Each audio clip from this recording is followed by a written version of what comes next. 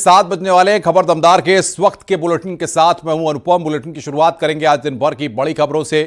पहली खबर जेवर इंटरनेशनल एयरपोर्ट के निर्माण कार्य में लापरवाही से जुड़ी हुई है, जिस पर मुख्यमंत्री योगी आदित्यनाथ ने सख्ती जताई है।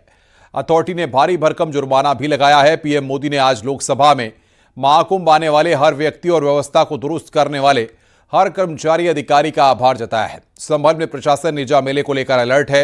मेले की अनुमति प्रशासन की तरफ से नहीं दी गई है। फिरोजाबाद में 44 साल पहले हुए देवली हत्याकांड के 3 आरोपियों को कोर्ट ने फांसी की सजा सुनाई है। मेरठ के औरंगाबाद गांव के बोर्ड पर कालिक पोत दी गई है। सीमा हैदर भारत में आने के बाद पहली बार मां बनी है। कोरोना काल में निजी स्कूलों की फीस वसूली को लेकर सुप्रीम कोर्ट ने सख्ती दिखाई है। वहीं आगरा से गिरफ्तार संदिग्ध के मोबाइल से एटीएस के हाथ कई अहम सुराग लगे हैं। तमाम खबरों पर आज हम खबर दमदार में बात करेंगे।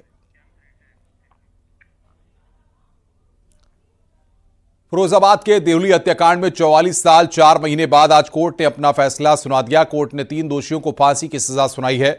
मामले में कुल 17 अभियुक्त थे, जिनमें से 13 की मौत हो चुकी है। 4 बचे आरोपियों में 3 को दोषी ठहराया गया है, जबकि 1 को भगोड़ा घोषित किया गया है। कोर्ट ने तीनों दोषियों को फांसी की सजा सुनाई है। साल 1981 में यहां डकैतों के एक गिरोह ने दलितों के गांव पर हमला बोला था और दलितों पर अंधाधुंध गोलियां चलाकर 24 दलितों की हत्या कर दी थी। कई अन्य लोग भी घायल हुए थे, जिसमें महिलाएं और बच्चे भी शामिल थे।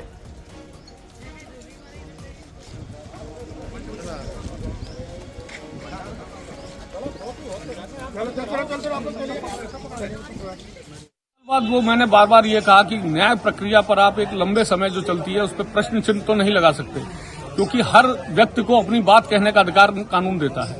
इसी में अभियुक्तों की तरफ से भी कई बार हाईकोर्ट गए, कुछ चीजें लंबित रहीं, फिर हाईकोर्ट से मैनपुरी से इलाहाबाद प्रयागराज के लिए लोअर कोर्ट के लिए मामला ट्रांसफर हुआ, वहां पर चला। कुछ अभियुक्त मर गए, उनकी फौती लेट आई, तो उस वजह से इसमें गवाही थोड़ा लेट हुई। तो ये कई कारण ऐसे हैं जो इसमें ये टाइम लगा है। तो इसलिए अब जो न्यायालय ने निर्णय दिया है वो अच्छा है, सराहनीय है और पीड़ितों को न्याय मिला है। पीड़ित पक्ष तो मांग ही कर रहे थे कि पीड़ित पक्ष ने जो भी मांग करे, लेकिन न्यायालय ने फांसी की सजा दी है। और जुर्माना 50-50 हजार रुपए हुआ है राम सेवक, कप्तान और रामपाल को। तीनों की भूमिका क्या थी इस पूरे घटनाक्रम में? तीनों की भूमिका में हत्याकांड को अंजाम दिया है। स्पेसिफिक गवाही में आया है लायक सिंह की, हरिनारायण की, कि इन लोगों ने घर में घुसकर किस किस को कैसे क्या तो फिर आप क्या कारण रहा था? हम झूठे फंसे हुए, थोड़ा तो झूठे फंसे हो? बिल्कुल। एक भी केस नहीं चला, एक ही यही केस है। अच्छा, हाँ, केवल ये केस? 24 दलितों की हत्या। अरे जैसे क्या करना है? कैसे क्या तो फिर आप क्या कारण रहा था? हम झूठे फंसे हुए, थोड़ा तो झूठे फंसे हो? बिल्कुल। एक भी केस नहीं चला, एक ही यही केस है। अच्छा, हाँ, तो अपना इतिहास उठाएंगे। क्या नाम, क्या आपका नाम? राम से हम अपना इतिहास उठाएंगे। क्या आरोपी बताए बताएंगे। आप लोगों ने 24 ऐसा वीर नहीं पैदा है दुनिया में। तो अपना इतिहास उठाएंगे। क्या नाम, क्या आपका नाम? राम से हम अपना इतिहास उठाएंगे। क्या आरोपी बताए बताएंगे। आप लोग दाग नहीं लगने देंगे, बलिदान हो जाएंगे। सजा हुई है, अब क्या कहोगे? सजा हुई है, क्या कहना चाह रहे हो? चलते रहो।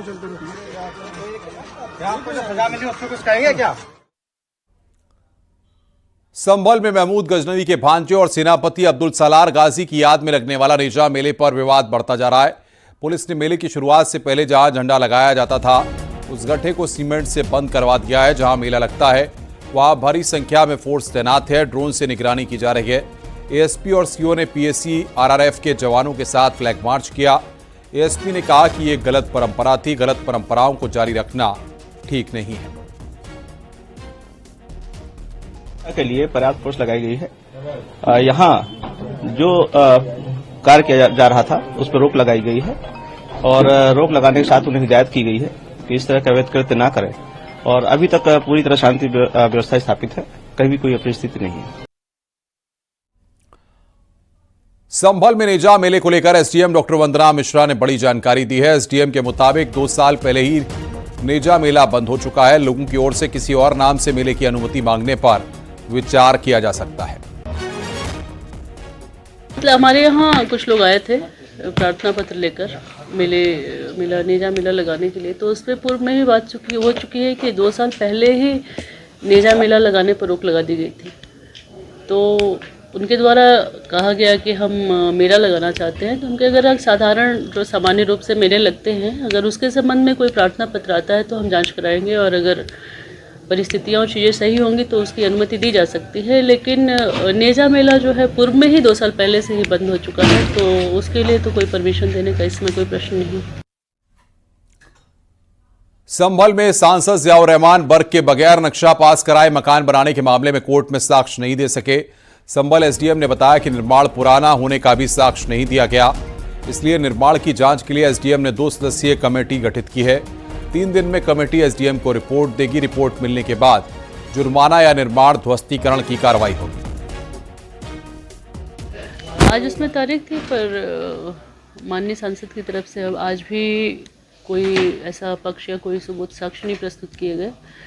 जो उनके द्वारा जो प्रश्न उठाए गए हैं कि उनके नाम से मकान नहीं है या नवनिर्माण नहीं है, उसको सिद्ध कर सके, तो आज हमारे द्वारा एक कमेटी बनाई गई है, जिसमें एक सीएन पीडब्ल्यूडी और जेईबी नियमित क्षेत्र की संयुक्त टीम है, और ये टीम 3 दिन के अंदर परीक्षण करके यह रिपोर्ट प्रस्तुत करेगी कि यह नवनिर्माण कितने समय पुराना है, और इसके बाद हम फिर अगली कार्रवाई करेंगे। इसमें अगली तिथि जो है वो 22 मार्च को नियत की गई है। संभल में रमजान के महीने में रोजेदारों को उठाने के लिए ढोल बजाकर सेहरी की सूचना दी जा रही है। तेज आवाज लगाकर रोजेदारों को सेहरी के लिए उठाया जा रहा है। लाउड स्पीकर बंद होने के बाद संभल वासी अनोखे तरीके का इस्तेमाल कर रहे हैं।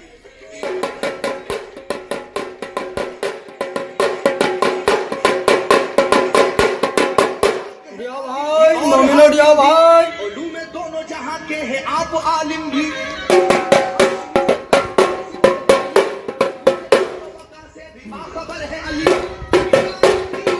अगर क्या नाम है आपका? हमारा नाम सुहेल भाई है। सुहेल साहब, ये क्या वक्त हुआ होगा इस टाइम? ये 3:00 हो गई हैं, और हम रोजेदारों को उठाते हैं और नमाजियों को उठाते हैं, और ये समझ लो सब एक दूसरे मिलकर रहे में, कोई ऐसी बात नहीं है। ये कब से बजा रहे हैं? ये हम पहले रमजान से बजा रहे हैं। महाराष्ट्र से उठे औरंगजेब विवाद की गूंज यूपी तक सुनाई दे रही है। मेरठ के औरंगाबाद गांव के बोर्ड पर कुछ लोगों ने कालिक पोत दी है, जिसका वीडियो सोशल मीडिया पर वायरल होने के बाद पुलिस अलर्ट हुई और बोर्ड को साफ करवाया गया। तो अज्ञात लोगों ने बोर्ड पर यहां पर कालिक पोत दी। वीडियो वायरल होने के बाद बोर्ड को साफ कराया गया है।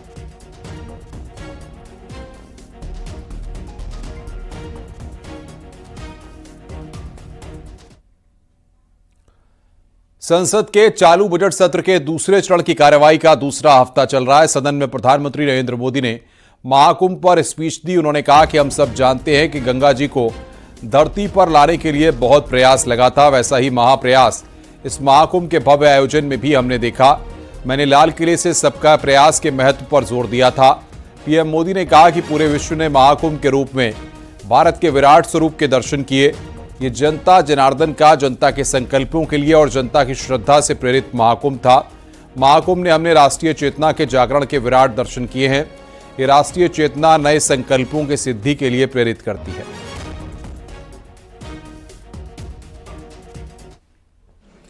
महाकुंभ में हमने हमारी राष्ट्रीय चेतना के जागरण के विराट दर्शन किए हैं।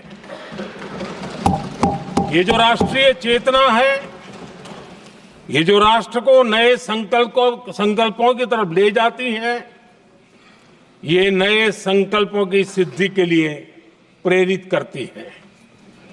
महाकुंभ ने उन शंकाओं आशंकाओं को भी उचित जवाब दिया है जो हमारे सामर्थ्य को लेकर कुछ लोगों के मन में रहती है। अध्यक्ष जी, पिछले वर्ष अयोध्या के राम मंदिर प्राण प्रतिष्ठा समारोह में हम सभी ने ये महसूस किया था कि कैसे देश अगले 1000 वर्षों के लिए तैयार हो रहा है। इसके ठीक 1 साल बाद महाकुंभ के इस आयोजन ने हम सभी के इस विचार को और दृढ़ किया है। देश की ये सामूहिक चेतना देश का सामर्थ्य बताती है। किसी भी राष्ट्र के जीवन में, मानव जीवन के इतिहास में भी अनेक ऐसे मोड़ आते हैं जो सदियों के लिए, आने वाली पीढ़ियों के लिए उदाहरण बन जाते हैं। हमारे देश के इतिहास में भी ऐसे पल आए हैं जिन्होंने देश को नई दिशा दी, देश को झकझोर कर जागृत कर दिया। महाकुंभ की सफलता में अनेक लोगों का योगदान है। मैं सरकार के, समाज के सभी कर्मयोगियों का अभिनंदन करता हूं। मैं देश भर के श्रद्धालुओं को, यूपी की जनता, विशेष तौर पर प्रयागराज की जनता का धन्यवाद करता हूं। अध्यक्ष जी, हम सब जानते हैं गंगा जी को धरती पर लाने के लिए एक भगीरथ प्रयास लगा था। वैसा ही महाप्रयास इस महाकुंभ के भव्य आयोजन में भी हमने देखा है। मैंने लाल किले से सबका प्रयास के महत्व पर जोर दिया था। पूरे विश्व ने महाकुंभ के रूप में भारत के विराट स्वरूप के दर्शन किए। सबका प्रयास का यही साक्षात स्वरूप है। ये जनता जनार्दन के संकल्पों के लिए, जनता जनार्दन की श्रद्धा से प्रेरित महाकुंभ था। सदन में पीएम मोदी की तरफ से महाकुंभ को लेकर दिए गए बयान पर सीएम योगी ने पीएम मोदी का आभार जताया। सीएम योगी ने पोस्ट कर लिखा कि महाकुंभ से वसुधैव कुटुंबकम का पूरी दुनिया को आत्मीय संदेश गया है। आस्था आजीविका का माध्यम हो सकती है, संस्कृति देश की समृद्धि बन सकती है। प्रयागराज ने यह उदाहरण पेश किया है।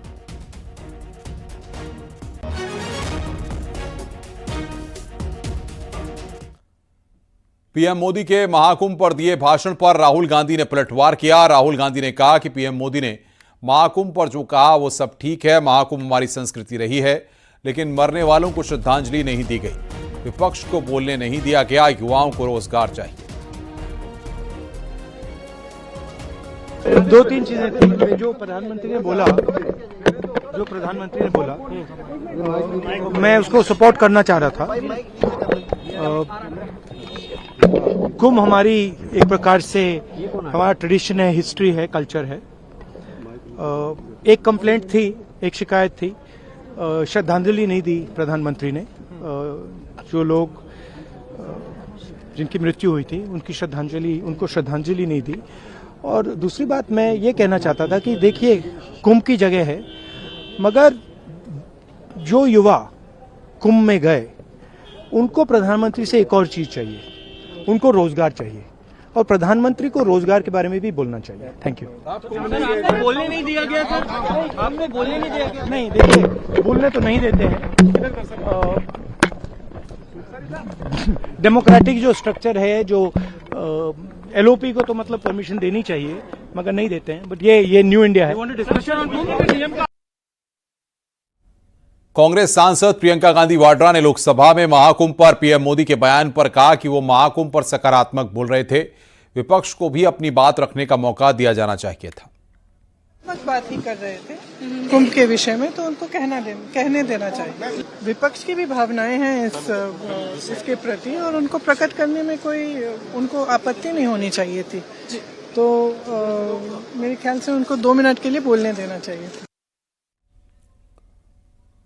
वोटर आईडी कार्ड को आधार कार्ड से लिंक करने का फैसला लिया गया है। आधार और वोटर कार्ड जोड़ने पर इलेक्शन कमीशन ने बड़ा फैसला लिया है। सुप्रीम कोर्ट के आदेश के बाद ईसी, गृह सचिव और कानून मंत्रालय की बैठक हुई। बैठक में यूआईडीएआई के अधिकारी भी मौजूद थे। बैठक के दौरान यह फैसला लिया गया है।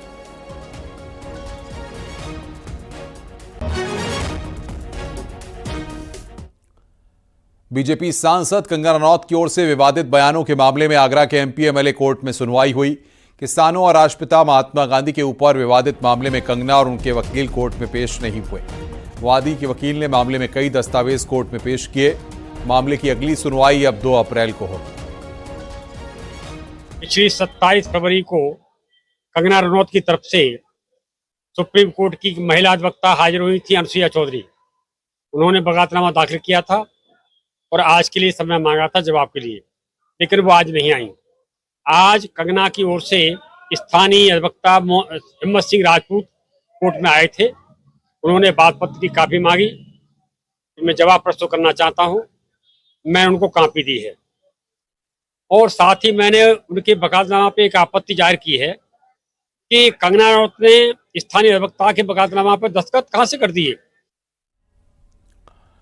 खबर गाजीपुर से है। बेकरी में शॉर्ट सर्किट से भीषण आग लग गई। आग से फैक्ट्री में रखा लाखों रुपए का सामान जलकर राख हो गया। बेकरी से आग की लपटें उठते देख लोगों ने मालिक को सूचना दी। लोगों ने तुरंत फायर ब्रिगेड को सूचना दी और खुद भी आग बुझाने का प्रयास किया। दमकल कर्मियों ने घंटों की मेहनत के बाद आग पर काबू पाया।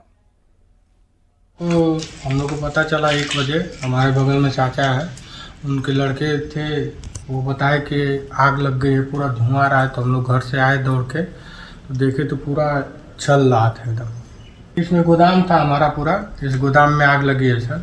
इसमें सब टॉफी, बिस्किट, सब हर चीज़ था, टोस्ट, क्रीम रोल, नमकीन, खारी, हर चीज़ था। ये जल के राख हो गया। मंत्री संजय निषाद ने संभल मिनिजा मेले पर रोक का स्वागत किया। संजय निषाद ने कहा कि आदर्शों पर मेले लगते हैं, क्रूरता का जश्न मनाना और मेले आयोजित करना उचित नहीं।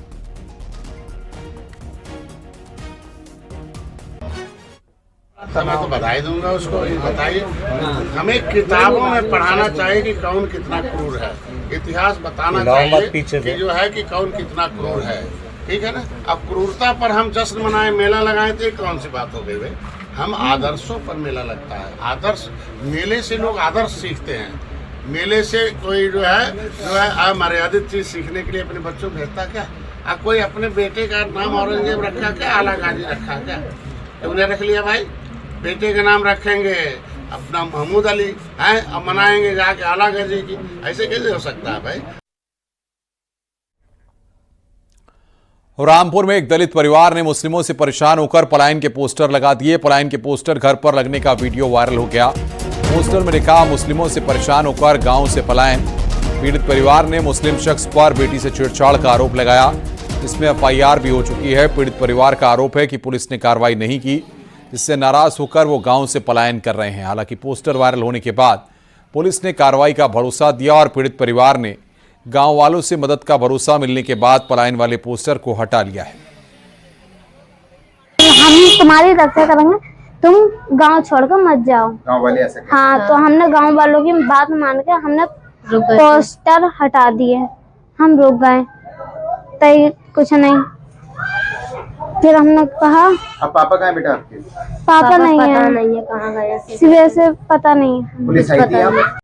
देखिए, थाना शहजाद नगर के कमौरा में एक छेड़खानी के संबंध में अभियोग पंजीकृत कराया गया था। उसमें जो वादी पक्ष था उसको ये शिकायत थी कि उसके मामले में समग्र और त्वरित कार्रवाई नहीं की जा रही है। हालांकि उसमें तत्काल अभियोग पंजीकृत कर लिया गया था और 164 वगैरह की कार्रवाई जब कराई गई और उसको बताया गया कि उसके अभियोग पंजीकृत है और बयान और 164 की कार्रवाई की जा रही है, तो उसने संतुष्टि व्यक्त की और पुलिस की कार्रवाई की सराहना की। हम इस समय रामपुर के थाना शहजाद नगर के कमौरा गांव में है। ये वही गांव है जहां एक दलित परिवार जो था मुस्लिम समाज से पीड़ित था और उन्होंने अपने घर से पलायन करने के गांव से पोस्टर लगाए थे। मैं आपको दिखा दूं, ये वो घर है दलित समाज का जिस पर यहाँ पोस्टर लगे हुए थे कि हम घर पलायन को मजबूर हैं क्योंकि मुस्लिम उनको परेशान कर रहे हैं। लेकिन फिलहाल यहाँ से पोस्टर हटा दिए गए हैं और जिस मुस्लिम समाज पर ये आरोप लगा है उन पर एक लड़की से छेड़छाड़ का भी इन्होंने आरोप लगाया है। फिलहाल जो यहाँ का दलित परिवार है वो मुस्लिम समाज से प्रताड़ित है और दहशत में है। विशाल सक्सेना, न्यूज़ 18 रामपुर। खबर कानपुर से है। शताब्दी एक्सप्रेस के एसी कोच में होली खेलने का मामला। होली खेलने वाले 8 रेलवे कर्मचारी गिरफ्तार किए गए हैं। 2 कर्मचारियों को बर्खास्त कर दिया गया। ट्रेन के अंदर होली खेलते कर्मचारियों का वीडियो वायरल हुआ था। 14 मार्च को दिल्ली से कानपुर आ रही थी शताब्दी एक्सप्रेस।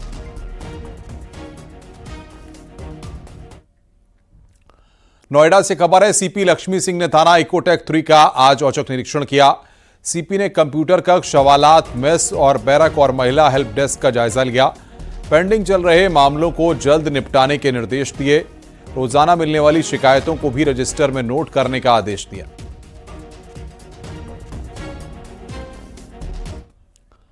उत्तर प्रदेश में प्राथमिक स्कूल अब निजी स्कूलों से भी बेहतर होंगे। योगी सरकार अब परिषदीय स्कूलों को आधुनिक शिक्षा केंद्र के रूप में विकसित कर रही है। इसका ताजा उदाहरण ग्रेटर नोएडा के मथुरापुर में 1 करोड़ 30 लाख रुपए की लागत से निर्मित हाईटेक स्कूल में देख सकते हैं। इस स्कूल का उद्घाटन कल बेसिक शिक्षा मंत्री संदीप सिंह करेंगे। इस स्कूल में हवादार कमरे, शानदार स्ट्रक्चर, बच्चों के बैठने के लिए बेहतरीन बेंच, डिजिटल लर्निंग के लिए एलईडी टीवी, परिसर के अंदर पेड़ पौधे और सुरक्षा के लिए गेट और बाउंड्री वॉल भी है।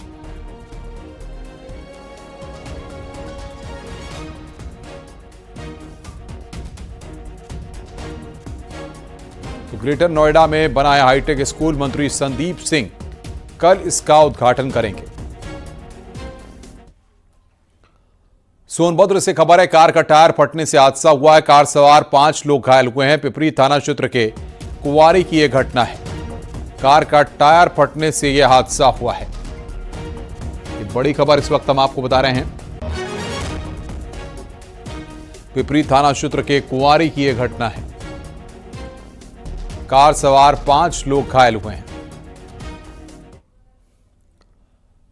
गोरखपुर रेलवे स्टेशन पर होली के बाद यात्रियों की भीड़ बढ़ गई है। भीड़ इस कदर है कि ट्रेन के अंदर चढ़ने के लिए जगह नहीं मिल पा रही। कंफर्म रिजर्वेशन होने के बाद भी तमाम यात्री अपने बर्थ पर जाने के लिए गेट से ही संघर्ष कर रहे हैं। स्टेशन पर आरपीएफ के जवानों को तैनात किया गया है। पूर्वोत्तर रेलवे के स्टेशनों से 86 स्पेशल ट्रेनें चलाई जा रही हैं, जो 382 फेरे लगाएंगी। अगर गोरखपुर की बात करें तो यहां से 22 स्पेशल ट्रेन हैं। रुक रहे हैं ब्रेक के लिए। खबरों का सिलसिला लगातार जारी है।